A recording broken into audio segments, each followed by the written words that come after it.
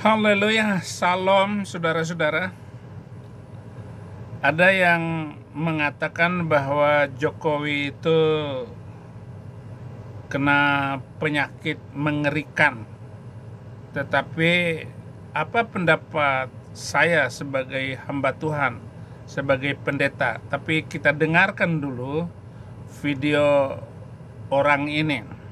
Saya ingin membongkar apa yang sebenarnya terjadi pada presiden kita, Pak Jokowi. Ya, beliau masih presiden karena nggak ada namanya mantan presiden. Santet, azab, atau guna-guna. Apa yang sedang menimpa dengan semua penyakitnya? Mari kita bongkar.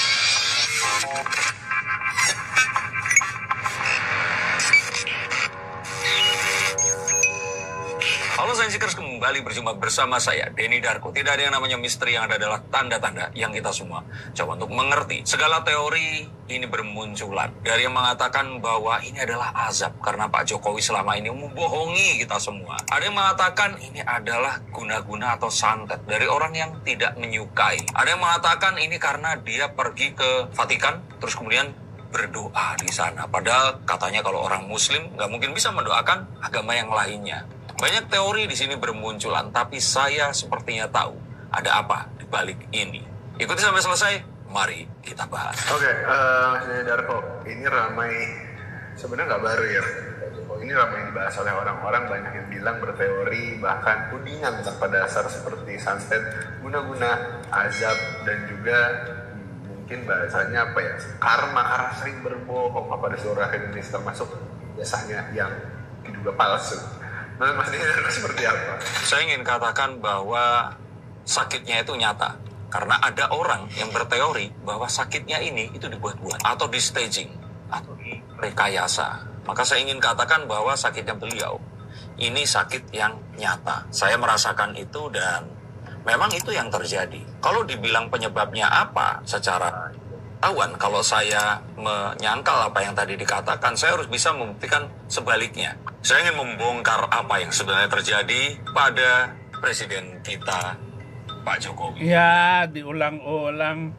Kalau video kamu diulang-ulang seperti itu ya nggak jelas. Jangan berhenti dulu dari video yang tadi. Saya mau menjelaskan sungguh-sungguh bahwa Alkitab adalah firman Tuhan. Selama dia menjadi presiden, Jokowi sudah 4 kali mengutuk Israel. Soeharto mengutuk Israel, maka keturunannya porak-poranda dan dia dipermalukan dalam hidupnya. Soekarno lebih lagi, dia membenci Israel dan mendukung Palestina. Kemudian juga SBY ini luar biasa, juga mengutuk Israel. Hanya Gus Dur dari presiden Indonesia ini yang baik hati kepada Palestina. Maksud saya kepada Israel. Bahkan Gus Dur mendapat kehormatan dan diundang untuk menerima dan berbicara di depan pemimpin Israel waktu itu. Nah, kalau saya jadi presiden Indonesia, saya akan mendukung Israel dan habisin Arab. Haleluya. Jangan berandai-andai, karena tidak ada yang mustahil bagi Tuhan.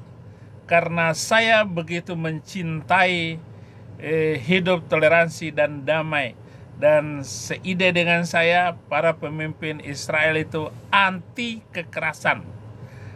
Lu jual, gua borong. Presiden Jokowi mengutuk keras serangan yang dilakukan militer Israel kepada Palestina. Pernyataan-pernyataannya kepada Israel itu telah disampaikan langsung oleh Jokowi melalui akun Twitternya. Jokowi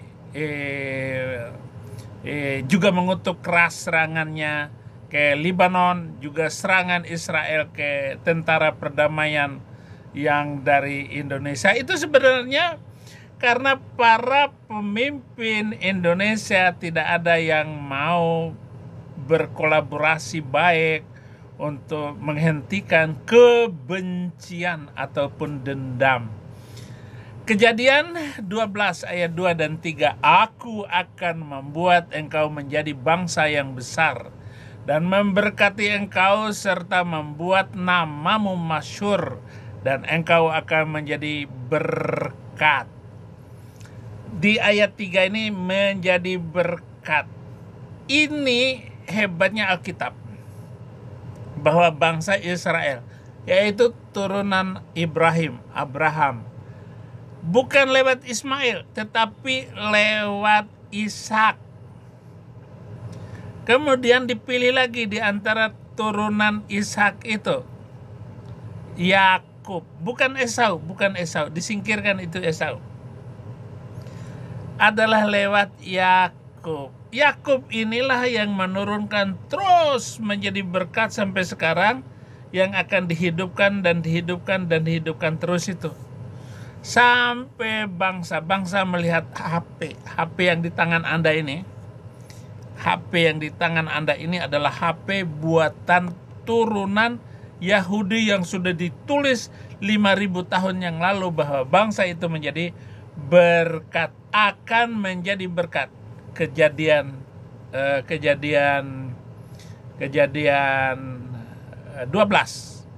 ayat 3 menjadi berkat. Kemudian ada dikatakan lagi, hati-hati loh Pak Jokowi, aku akan memberkati orang-orang yang memberkati engkau, dan saya sudah memberkati Israel.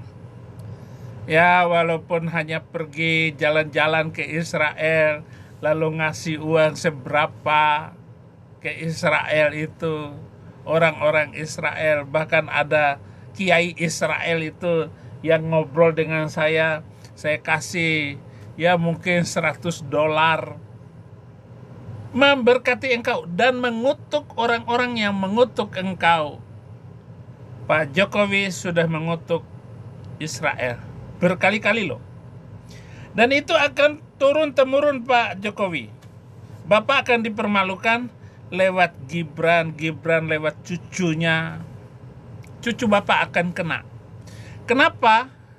Karena Bapak melakukan kutukan itu sampai turunan ketiga dan keempat akan kena. Jadi cucu sampai ke cicit itu akan kena nanti. Saya bukan meramal.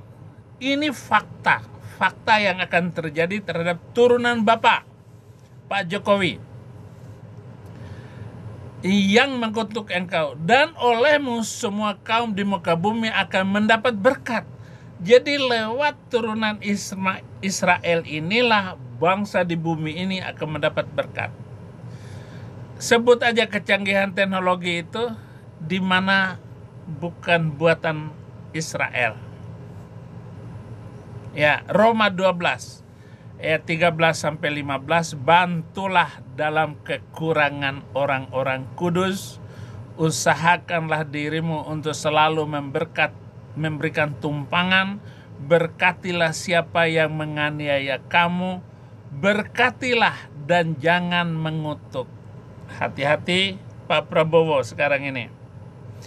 Pak Prabowo, ya, saya sudah tidak sayang lagi dengan Bapak karena Bapak membantu Palestina, mendukung Palestina dan mengeluarkan uang banyak.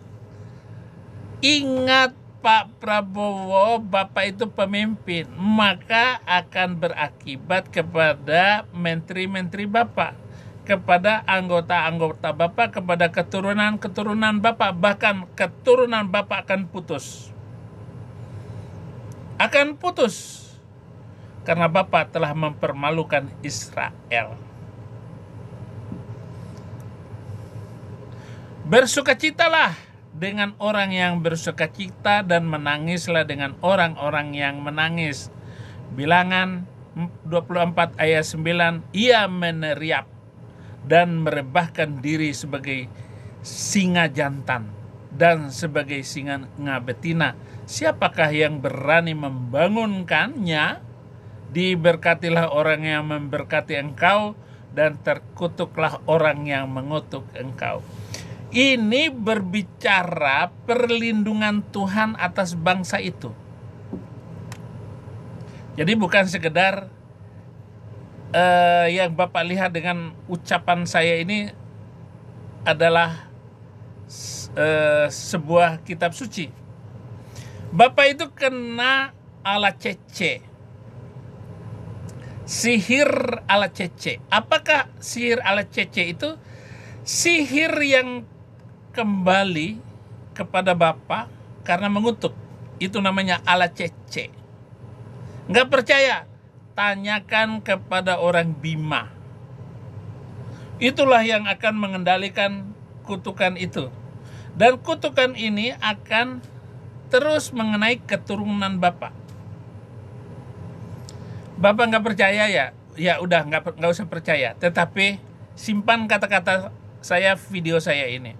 Bilangan 24 ayat 10. Lalu bangkitlah amarah Balak terhadap Bileam, dan dengan meremas-remas jarinya berkatalah ia kepada Bileam, untuk menyerapah musuhku aku memanggil engkau, tetapi sebaliknya sampai 3 kali engkau memberkati mereka. Pak Jokowi, Bileam ini adalah raja.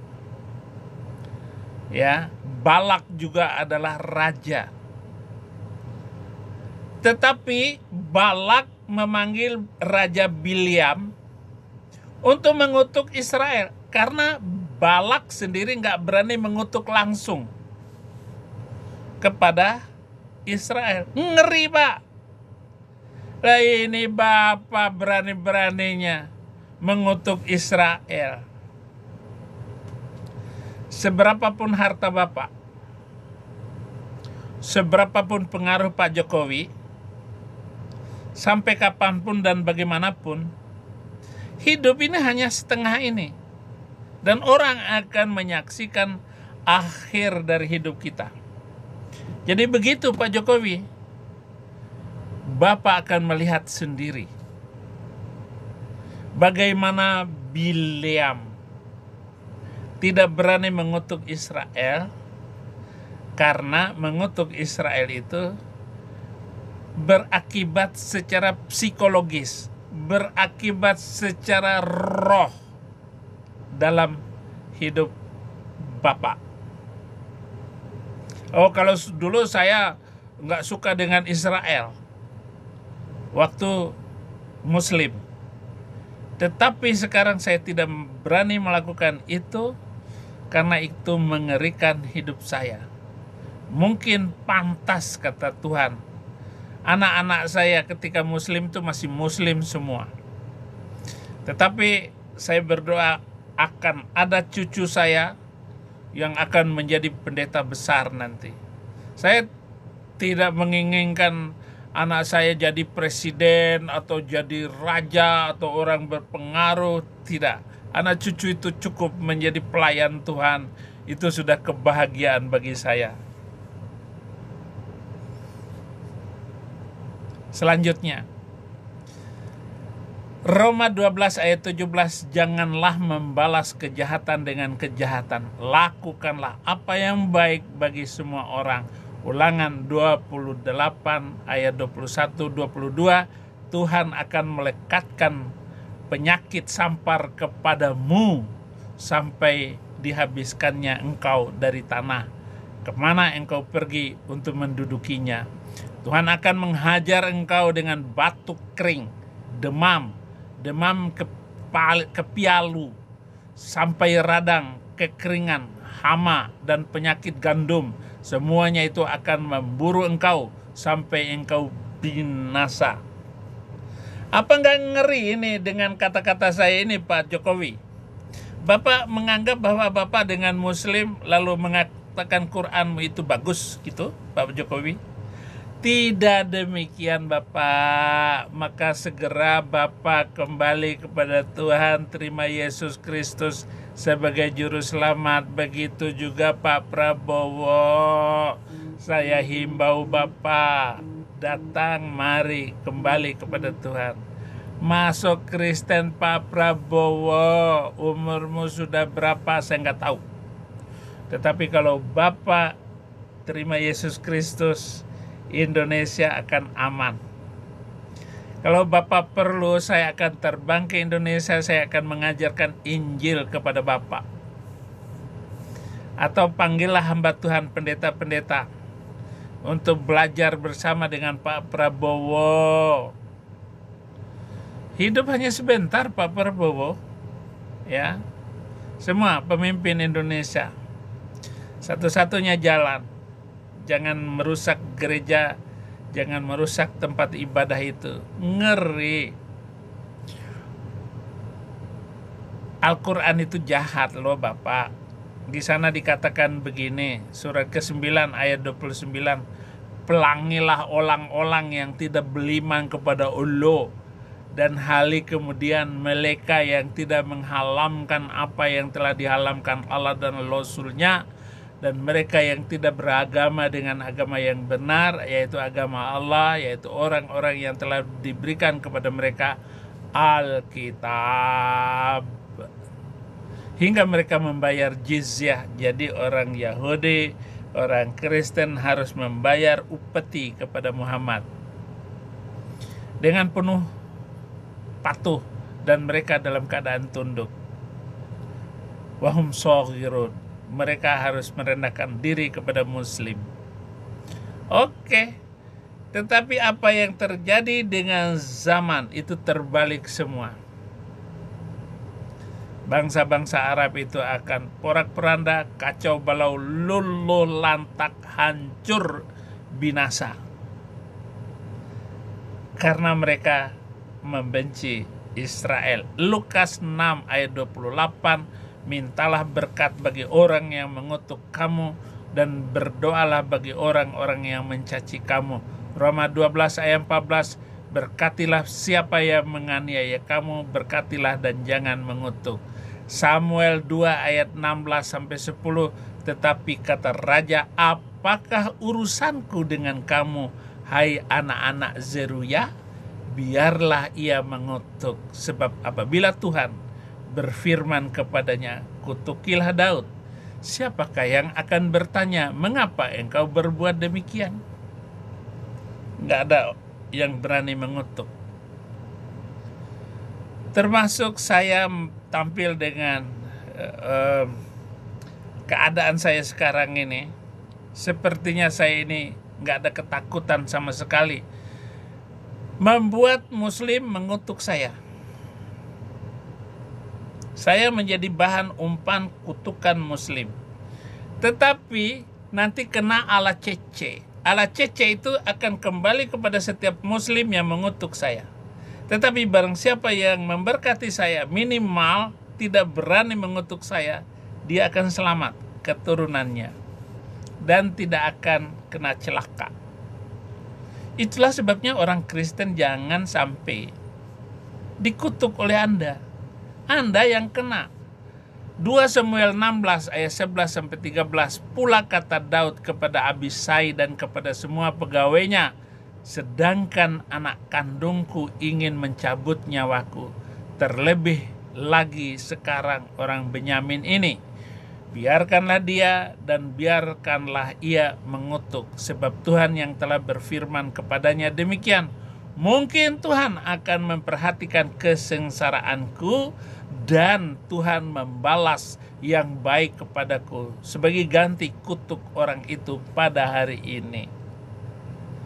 Jadi biarkan saya dalam keadaan sengsara dan susah hari ini. Biarkan. Mungkin itu saya menerima nasib saya. Tetapi apa yang saya beritakan, Injil yang saya sampaikan kepada bangsa Indonesia, ini adalah Injil sepenuhnya. Bukan Injil main-main, ataupun sekedar mengancam, ataupun ngomongin begini begitu, bukan. Karena saya tidak sekedar berkhutbah, tetapi memberikan pengertian kepada Anda semua, kepada semua bangsa. Ayat 13, demikianlah Daud melanjutkan perjalanannya dengan orang-orangnya sedang si Mei berjalan terus di lereng gunung bertentangan dengan dia, dan sambil berjalan ia mengutuk, melemparinya dengan batu dan menimbulkan debu. Hati-hati orang yang membenci Israel. Hati-hati Pak. Siapapun. Saya melihat bahwa Syekh Panji Gumilang Az-Zaitun adalah bos saya yang dulu. Dia luar biasa. Dia mengasihi Israel dan memberkati Israel. Dia dan turunannya akan bagus belaka, karena Anda tahu akibat dari kebaikannya terhadap Israel, dia akan ditolong oleh Tuhan, bukan Allah Subhanahu wa Ta'ala. Tinggalkan Allah Subhanahu wa Ta'ala itu yang tidak membawa apapun berkat bagi bangsa-bangsa. Cukuplah kita sekarang melihat bagaimana apa yang terjadi dengan Iran, akan porak-poranda, akan kacau balau. Tinggal tunggu waktu. Ayatullah akan diganti, rezim itu akan dirusak. Berdamai dengan Israel itu adalah jalan terbaik. Terima kasih, Tuhan Yesus memberkati.